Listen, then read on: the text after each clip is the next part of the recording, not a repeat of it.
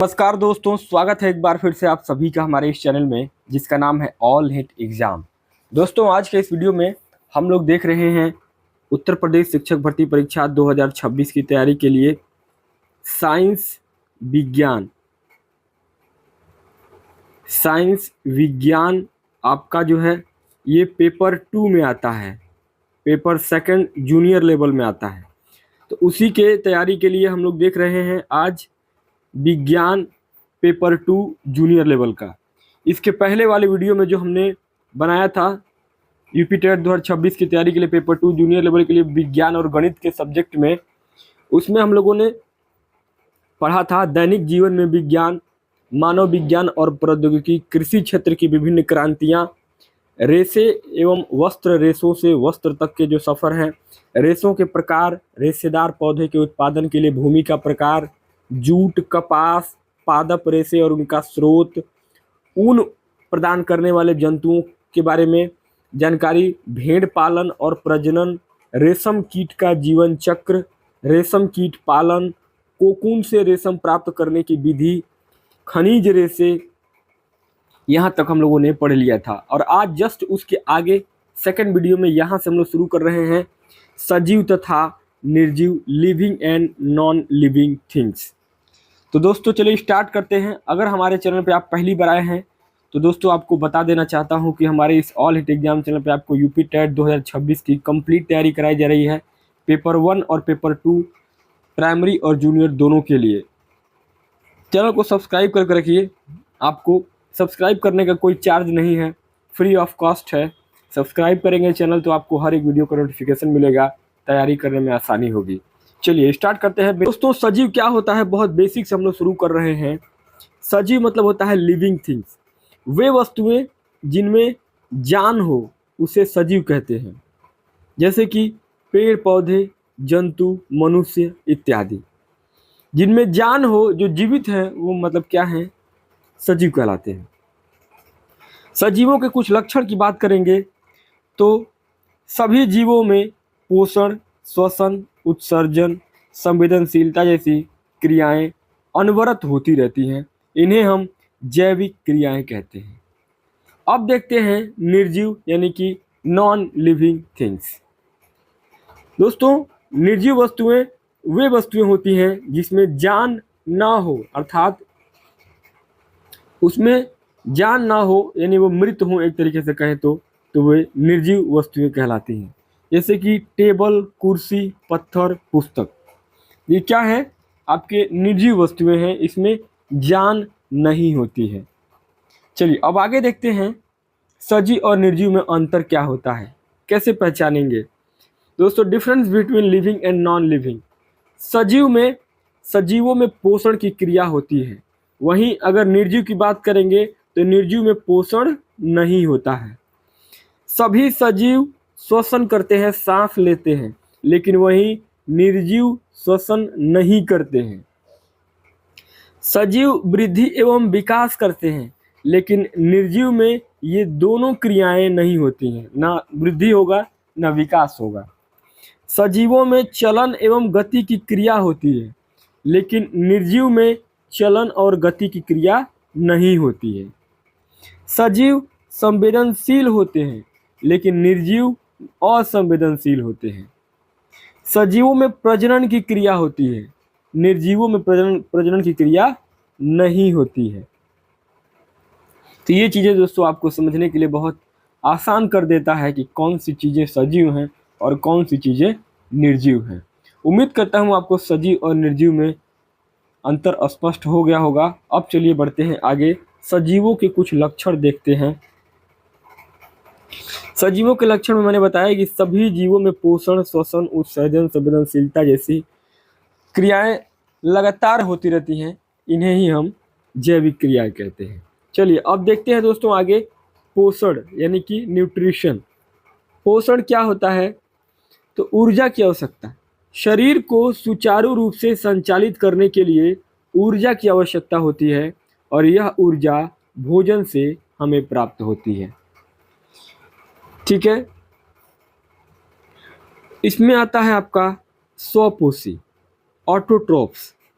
स्वपोषी हरे पौधे वायुमंडल से कार्बन डाइऑक्साइड तथा मिट्टी से जल प्राप्त करके सूर्य के प्रकाश की उपस्थिति में अपने भोजन का निर्माण खुद स्वयं करते हैं। इसलिए इन्हें स्वपोषी कहा जाता है। जैसे कि आप इस चित्र में देख पा रहे हैं मेरे मित्रों, यहाँ पे आपका ये सूर्य का प्रकाश इस पौधे पे आ रहा है और यहाँ ये इसका जो जड़ है वो पानी कहाँ से प्राप्त कर रहा है, ज़मीन के अंदर से, और कार्बन डाइऑक्साइड ये जो है वातावरण से ले रहा है, और प्रकाश संश्लेषण की क्रिया से ये इसकी पत्तियाँ हैं, पत्तियाँ। तो पौधों को भोजन बनाने का काम पत्तियाँ करती हैं और प्रकाश संश्लेषण, प्रकाश हवा और पानी के माध्यम से जो भोजन बनाती है पत्तियाँ, उसको हम प्रकाश संश्लेषण की प्रक्रिया भी कहते हैं, फोटोसिंथेसिस कहते हैं। तो ये पत्तियों का भोजन बनाने की प्रक्रिया जो है ये इनको स्वपोषी बनाता है, यानी अपने भोजन का निर्माण खुद करते हैं तो ये क्या हो जाएंगे, स्वपोषी हैं। इनको किसी की ज़रूरत नहीं पड़ती है, ये अपना काम खुद करते हैं, अपने लिए भोजन खुद बनाते हैं, अपने आप को जिंदा खुद रखते हैं। ठीक है, चलिए आगे देखते हैं दोस्तों। भोजन का संग्रहण। बने हुए इस भोजन को पौधे फूल, फल, बीज, जड़, तना तथा पत्ती आदि में संग्रहित करते हैं। जब पौधे भोजन अपना बना लेते हैं तो उसको स्टोर करते हैं, जैसे हम लोग खाना बना के अपना भोजन जो है किसी फ्रिज में रखते हैं, वैसे ही पौधे अपना भोजन बना करके अपना भोजन स्टोर करते हैं, रखते हैं फूल में, फल में, बीज में, जड़ में, तने में और पत्ती में। ये उनका फ्रिज है, रखने का जगह है। चलिए आगे बढ़ते हैं। भोजन स्रोत के आधार पर जंतुओं का अगर हम बात करेंगे तो शाकाहारी जो जंतु होते हैं हर्बीवर्स, कुछ जंतु अपना भोजन पेड़ पौधों से प्राप्त करते हैं, उन्हें हम शाकाहारी कहते हैं, यानी कि हर्बीवर्स कहते हैं। जैसे कि बकरी घास खाती है, हिरन घास खाता है, चूहा, ये सब जो है शाकाहारी जंतु होते हैं। वहीं अगर मांसाहारी की बात करेंगे, कार्निवर्स की, तो कुछ जंतु शाकाहारी जंतुओं को ही अपना भोजन बनाते हैं, वे मांसाहारी कहलाते हैं। जैसे कि शेर, चीता, बिल्ली आदि। तो ये लोग क्या है, जो शाकाहारी को खाते हैं वो मांसाहारी कहलाते हैं। तीसरा भी एक कैटेगरी होता है जिसको ओमनीवर्स बोलते हैं, अर्थात सर्वाहारी। तो ऐसे जीव जो अपना भोजन पेड़ पौधों एवं अन्य जंतुओं अर्थात दोनों स्रोतों से प्राप्त करते हैं, उन्हें सर्वाहारी कहा जाता है। जैसे कि हम लोग मनुष्य और कॉकरोच। मनुष्य और कॉकरोच एक ऐसी प्रजाति है जो कि शाकाहारी भी है, मांसाहारी भी है, यानी दोनों का सेवन करके अपने आप को जिंदा रख सकता है। ठीक है, चलिए आगे बढ़ते हैं दोस्तों। इसके बाद आता है अपना श्वसन, रेस्पाइरेशन। जंतुओं में श्वसन कैसे होता है? भिन्न भिन्न प्राणियों में श्वसन यानी सांस लेने की प्रक्रिया अलग अलग अंगों के द्वारा होती है। जैसे कि हम लोग मनुष्य हैं तो हम लोग सांस लेते हैं किसके द्वारा? फेफड़ों के द्वारा। हमारे जो फेफड़े होते हैं, इसी फेफड़ों से हम अपने शरीर में सांस लेने की प्रक्रिया हमारी चलती है। वहीं मछली की बात करेंगे तो मछली में गलफड़े के द्वारा मछली अपना सांस लेती है। वहीं अगर मेंढक की बात करेंगे तो पानी में रहने पर त्वचा द्वारा तथा जमीन पर रहने पर फेफड़ों द्वारा ये मेंढक सांस लेते हैं। तो मेंढक एक ऐसा जीव है जो जमीन में भी रहता है और पानी में भी रहता है, और दोनों जगह वो सांस ले सकता है। पानी में रहता है तो उसकी त्वचा के द्वारा वो सांस लेता है, और जमीन पर रहता है तो फेफड़ों के द्वारा लेता है। अब बात करते हैं, हम लोगों ने मनुष्यों में देख लिया सांस लेने की प्रक्रिया, मछली में सांस लेने की प्रक्रिया देख लिया, मेंढक में सांस लेने की प्रक्रिया देख लिया। अब देखते हैं कि पौधे कैसे सांस लेते हैं। दोस्तों, पौधों में गैसीय आदान प्रदान उनकी पत्तियों की निचली सतह, ये जो पत्तियां हैं इनकी निचली सतह देखिए, निचली सतह पर उपस्थित सूक्ष्म छिद्रों यानी कि जिसको हम पर्णरंध्र भी कहते हैं, इनके द्वारा पत्तियां सांस लेती हैं। यानी जो हरी पत्तियां होती हैं उनकी सबसे निचले सतह पर पर्ण यानी बहुत छोटी छोटी छिद्र होते हैं जिसको हम नंगी आंखों से नहीं देख पाएंगे। तो उनको हम पर्णरंध्र कहते हैं, और उन्हीं के द्वारा जो है पत्तियां सांस लेती हैं, यानी कि पौधे अपना सांस लेते हैं। ठीक है, चलिए आगे बढ़ते हैं। अब देखते हैं दोस्तों उत्सर्जन क्या है, एमिशंस क्या है।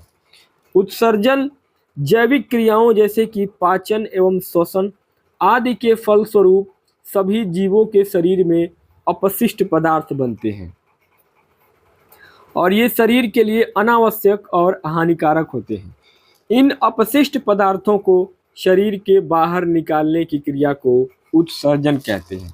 यानी कि मोटा मोटी अगर भाषा में आप समझेंगे तो जैसे कि जंतुओं में यानी कि मनुष्यों में उत्सर्जी पदार्थ कौन सा होता है, मलमूत्र, पसीना तथा कार्बन डाइऑक्साइड गैसें। यानी कि मनुष्यों में, जंतुओं में, जो मनुष्य जंतु जो भोजन करते हैं उसके बाद जो मल मूत्र का त्याग करते हैं, शरीर से जो पसीना निकलता है और जो गैसें निकलती हैं कार्बन डाइऑक्साइड गैसें, यही उत्सर्जित होने वाली चीज़ें हैं, यानी कि उत्सर्जन करती हैं। वहीं पौधों में उत्सर्जन की बात करेंगे तो उत्सर्जन क्रिया पौधों में भी होती है, जैसे कि गोंद निकलता है उत्सर्जन में, रबर निकलता है, रेजिन हींग निकलता है, टैनिन यानी कत्था निकलता है आदि। ये सब क्या है, पौधे के उत्सर्जी पदार्थ हैं। यानी पौधे जब अपना भोजन कर लेते हैं तो उनका भी पाचन हो जाता है, उसके बाद से वो निकालते हैं, तो पौधों में जो गोंद निकलता है ना वो उनका उत्सर्जन है, रबर निकलता है उत्सर्जन है, हींग निकलता है वो उत्सर्जन है, कत्था जो हम चूना कत्था लगाते हैं मतलब पान खाते हैं तो वो भी क्या है, पौधों का उत्सर्जन है। तो ये उत्सर्जित पदार्थ है। उम्मीद करता हूँ आपको उत्सर्जन समझ में आ गया होगा। अब चलिए बढ़ते हैं, वृद्धि क्या होती है, ग्रोथ क्या होता है। दोस्तों वृद्धि की परिभाषा बहुत सिंपल लैंग्वेज में अगर हम समझेंगे तो ये होगा कि प्रत्येक जीव आकार प्रकार में समय के साथ बढ़ता रहता है, और यही क्रिया वृद्धि कहलाती है, ग्रोथ कहलाती है।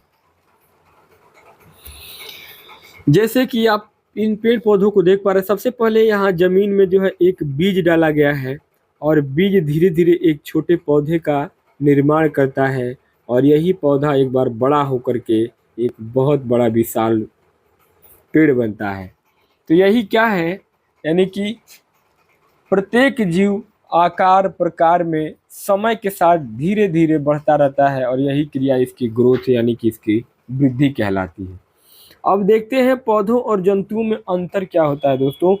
तो पेड़ पौधों में वृद्धि जीवन भर चलेगी, पेड़ पौधे थोड़ा बहुत बढ़ते रहेंगे, लेकिन जंतुओं में वृद्धि एक निश्चित आयु तक ही होती है। जैसे कि पेड़ पौधे के बारे में आप देख पा रहे हैं ऊपर वाले फोटो में, नीचे वाले फोटो में आप देख रहे हैं कि सबसे पहले एक छोटा बच्चा जन्म लेता है, उसके बाद फिर वो 7 साल का होता है, फिर वो 35 साल का होता है।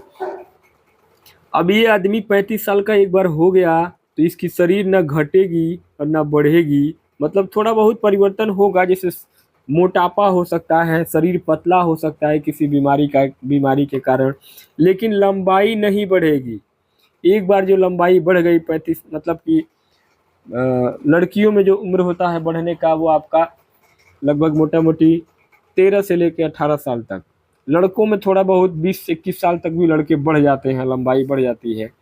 तो 20-21 साल के बाद से लड़कों की लंबाई, मनुष्यों की लंबाई नहीं बढ़ती है, उसके बाद से उनका शरीर वहीं पे स्थिर हो जाता है। तो यही है कि वृद्धि मनुष्यों में, जंतुओं में एक निश्चित आयु तक होती है, लेकिन पेड़ पौधों में वृद्धि जो है वो जीवन पर्यंत चलती रहती है। ठीक है, चलिए अब थोड़ा सा देख लेते हैं कोशिका का सामान्य परिचय, जनरल इंट्रोडक्शन टू सेल्स। दोस्तों कोशिका क्या है, जिस प्रकार छोटी छोटी ईंटों से मिलकर के मकान का निर्माण होता है, ठीक उसी प्रकार जीवों के शरीर का निर्माण अनेक छोटी छोटी इकाइयों से होता है।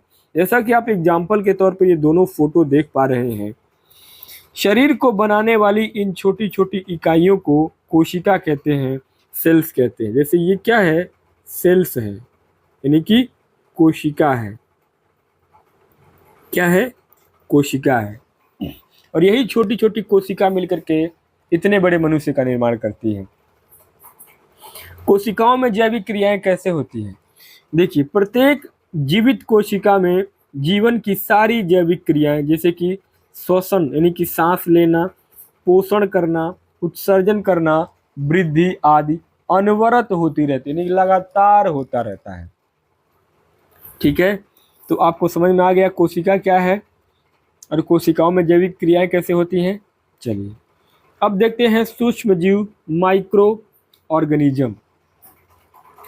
सूक्ष्म जीवों के बारे में अगर बात करते हैं, कुछ जीवों का शरीर केवल एक ही कोशिका का बना होता है, जिन्हें नग्न आंखों यानी कि हम खुली आंखों से नहीं देख सकते हैं। इन्हें देखने के लिए सूक्ष्मदर्शी का प्रयोग किया जाता है और ये सूक्ष्म जीव कहलाते हैं। यानी कुछ ऐसे भी जीव हैं जिनका शरीर केवल एक ही कोशिका का बना होता है और इन जीवों को हम अपनी आंखों से नहीं देख पाएंगे, खुली आंखों से नहीं देख पाएंगे। इसको सूक्ष्मदर्शी माइक्रोस्कोप के माध्यम से देखा जाता है। जैसे कि अमीबा, ये अमीबा का ही चित्र है। अमीबा है, यूग्लिना है, पैरामीशियम है, यीस्ट है, क्लेमाइडोनास है। ये आपका अमीबा का आकार हो गया, पैरामीशियम का आकार हो गया, यूग्लिना हो गया, क्लेमाइडोमोनास तथा जीवाणु, ये सब क्या है, ये सूक्ष्म जीव है जिनको आप आंखों से अपने नहीं देख पाएंगे, खुली आंखों से नहीं देख पाएंगे। दोस्तों कोशिका से जुड़े कुछ बातों को जानना जरूरी है। जैसे कि जीवाणुओं की कोशिकाएं सबसे छोटी होती हैं। जो जीवाणु बैक्टीरिया होते हैं उनकी कोशिकाएं सबसे छोटी होती हैं, जबकि शुतुरमुर्ग का अंडा सबसे बड़ी कोशिका होती है। तो ये जानना आपके लिए जरूरी है कि जीवाणुओं की कोशिकाएं सबसे छोटी होती है धरती पे और शुतुरमुर्ग का जो अंडा होता है वो सबसे बड़ा कोशिका होता है। आगे देखते हैं सजीवों एवं जंतुओं का वर्गीकरण, classification of living beings and animals. वर्गीकरण गुणों के आधार पर अलग अलग समूह बनाने की प्रक्रिया ही वर्गीकरण कहलाती है। जैसे कि जंतुओं का वर्गीकरण अगर करते हैं तो पहला आता है आपका संरचना के आधार पर, डिपेंडिंग ऑन द स्ट्रक्चर। पहला आता है आपका एक कोषी यानी कि यूनिसेल्यूलर। एक कोषी कौन से जीव होते हैं? जैसे कि जिन जंतुओं का शरीर केवल एक ही कोशिका से बना होता है, जिन्हें हम नग्न आंखों से नहीं देख सकते तथा नम जलीय वातावरण में पाए जाते हैं, जैसे कि अमीबा, पैरामीशियम, यूग्लिना। ये क्या है? एक कोषीय जीव है, इनमें एक ही कोशिका होता है और एक कोषीय जीव जीवन के उत्पत्ति में प्रथम जीव यही माने जाते हैं, यानी एक कोषीय जीव। अब बहुकोषीय जीव कौन होते हैं? जो मल्टी सेलुलर। तो जिन जंतुओं का शरीर एक से अधिक कोशिकाओं से बना होता है, ये सामान्यतः नग्न आंखों से दिखाई देते हैं, जैसे कि हाइड्रा, घोंघा, मछली, मेढक, मनुष्य। यानी एक से अधिक कोशिकाएं जिनमें बनेंगी वो बहुकोषीय जीव कहलाते हैं। ठीक है, तो ये हो गया आपका संरचना के आधार पर जंतुओं का वर्गीकरण। आगे चलिए देखते हैं इसमें जंतुओं के वर्गीकरण में। अब देखते हैं मेरुदंड के आधार पर वर्गीकरण।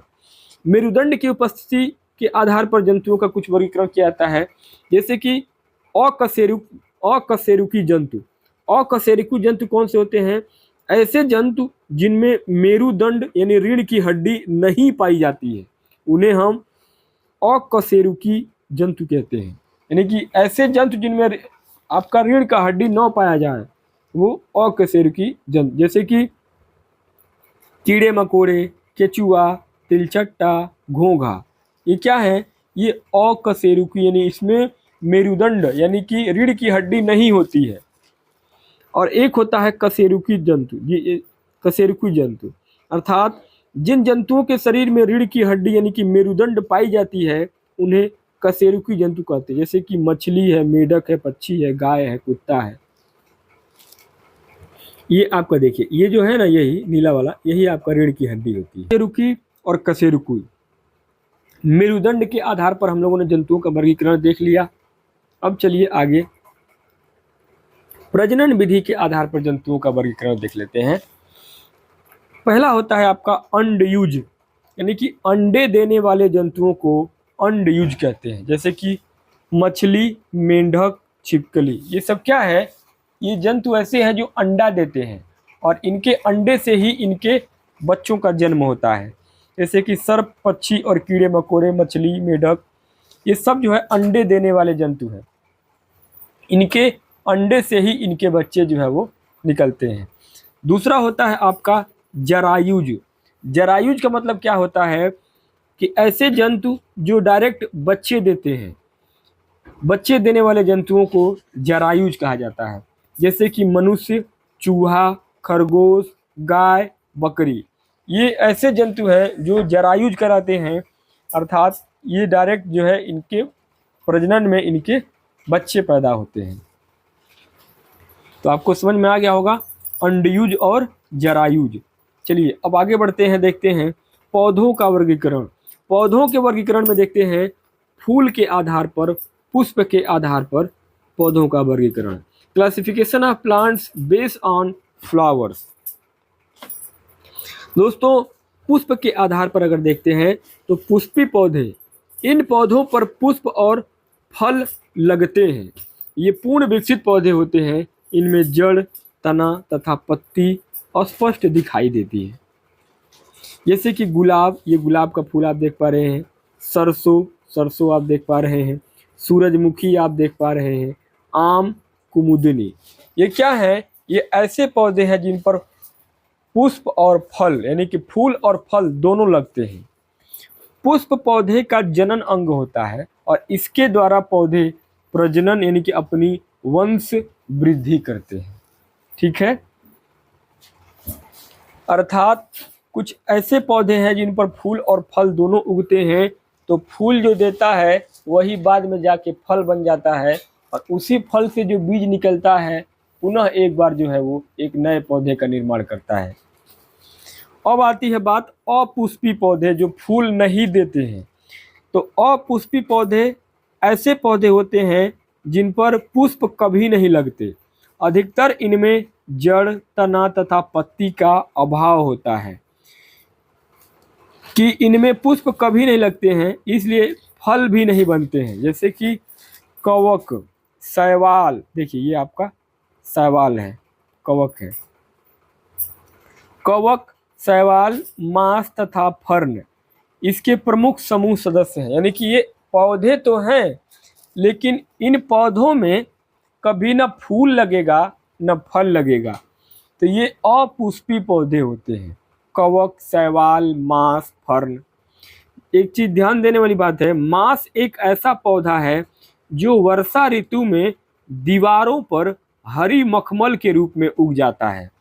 अक्सर आपने देखा होगा आपके घरों में बरसात के मौसम में आपकी दीवारों पर अगर हरे रंग का मखमल का कुछ दिखाई दे तो वह कोई जंतु नहीं है, वो एक पौधा है, वो होता है आपका मांस पौधा।